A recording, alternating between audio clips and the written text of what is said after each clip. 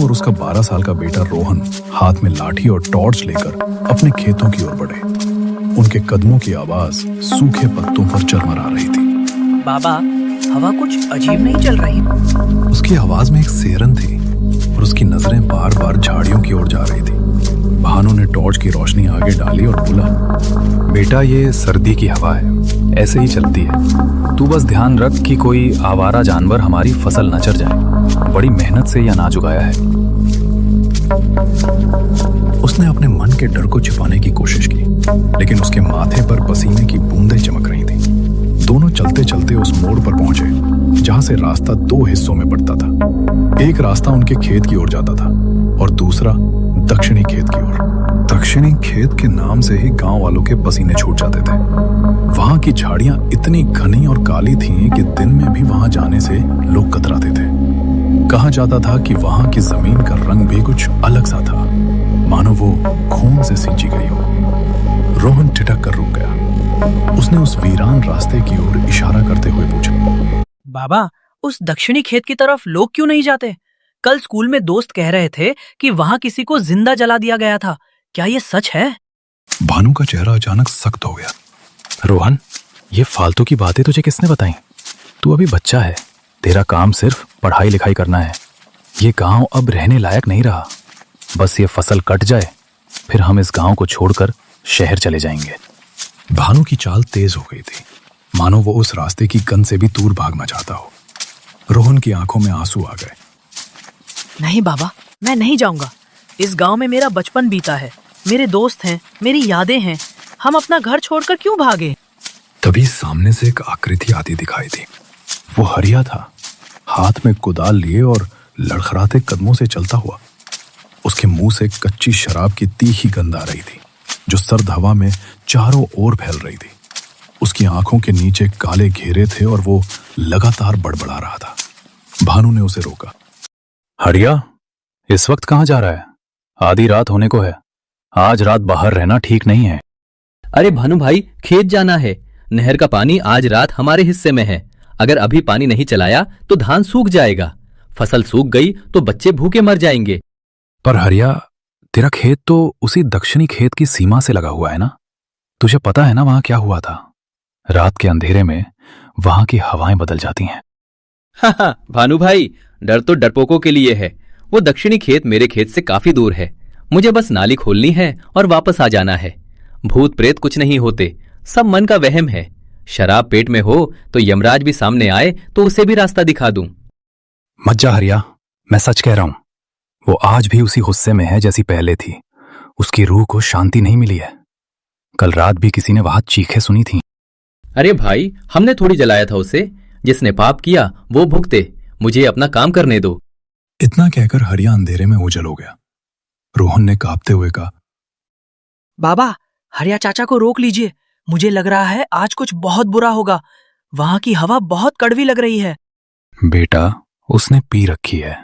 नशे में इंसान को अपनी मौत भी खिलौना लगती है। हम उसे जबरदस्ती नहीं रोक सकते। चलो घर, तुम्हारी माँ इंतजार कर रही होगी। हरिया अपनी धुन में दक्षिणी खेत के पास पहुंच गया। जैसे जैसे वो सीमा के पास पहुंचा, शराब का नशा धीरे धीरे उतरने लगा।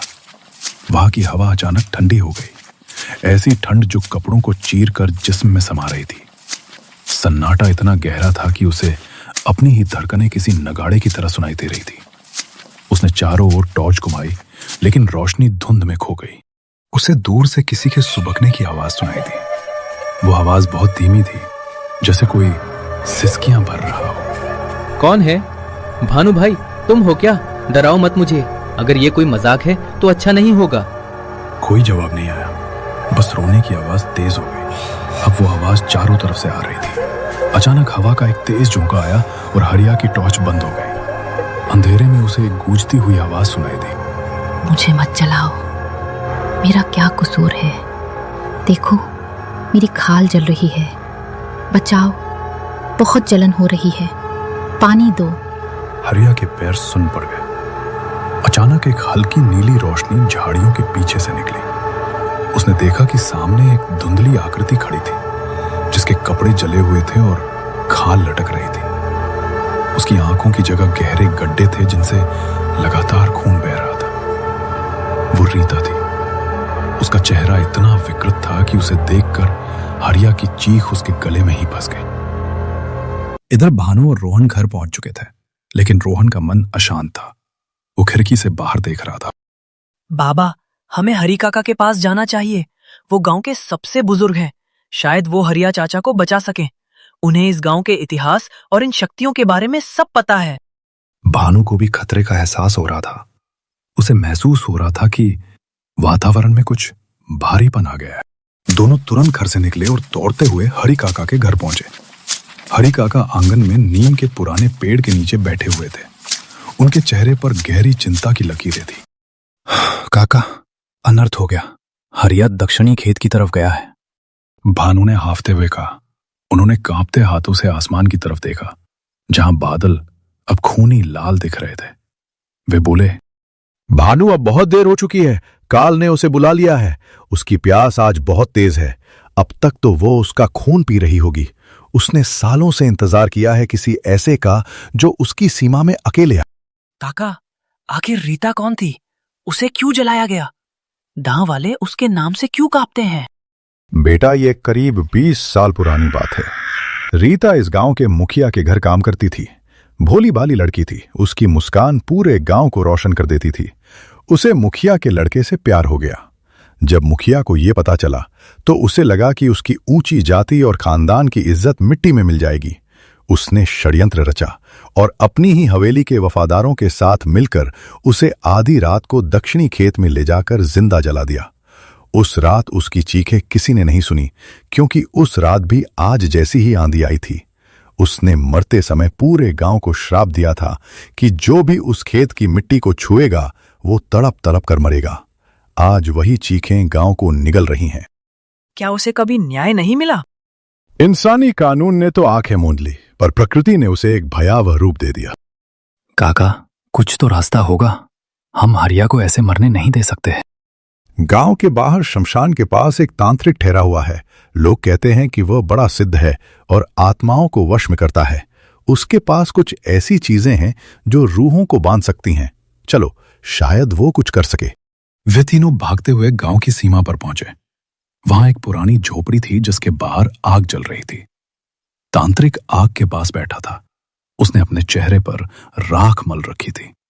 उसके गले में खोपड़ियों की माला थी, लेकिन उसके सामने शराब की आधी खाली बोतल रखी थी।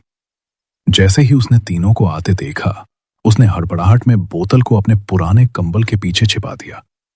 भानु ने फुसफुसाते हुए काका के कान में कहा, काका, ये तांत्रिक है या कोई ढोंगी? इसकी आंखों में तो खुद डर दिख रहा है। ये तो खुद नशे में धुत है। लेकिन समय कम था। काका ने तांत्रिक से विनती की, बाबा चलिए, एक जान खतरे में है। दक्षिणी खेत की रूह ने हरिया को पकड़ लिया है। आप ही उसे बचा सकते हैं। उस चुड़ैल की इतनी हिम्मत! मेरे होते हुए कोई बाल भी बाका नहीं कर सकता। मैं उसे अपनी शक्तियों में कैद कर लूंगा। चलो। वो लड़खड़ाते हुए उठा और उनके साथ चल पड़ा। जब वे सब दक्षिणी खेत पहुंचे तो वहां का दृश्य देखकर सबकी रूह कांप गई। वहां का तापमान 0 से भी नीचे महसूस हो रहा था। हरिया जमीन पर बेजान पड़ा था। उसका शरीर पीला पड़ चुका था। रीता उसके ऊपर झुकी हुई थी। वो उसका खून पी रही थी। हरिया की आंखों में केवल सफेद पुतलियां दिख रही थी।